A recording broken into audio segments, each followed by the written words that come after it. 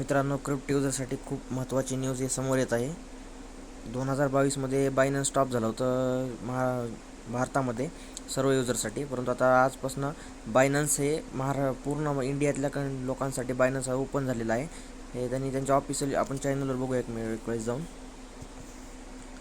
यावेळेस बायनन्सच्या चॅनलवर आपण जाऊन बघू शकतो. काही यांचं ऑफिशियल इथं न्यूज पण आलेली आहे.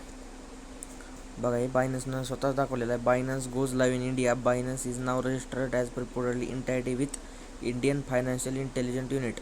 म्हणजे बायनन्स आजपासून स्टार्ट झालं आहे आणि प्लेस्टोर पण याचं प्लेस्टोरमध्ये पण आलेला आहे बायनन्स. तुम्ही एक वेळ चेक करू शकता. हे बघा मित्रांनो, बायनन्सवर प्लेस्टोरवर देखील बायनन्स आलेला आहे. त्यामुळे ज्यांचं बायनन्स ज्यांच्या मोबाईलवरून डिलीट झालं होतं त्यांनी पटापट जाऊन बायनन्स हे करा.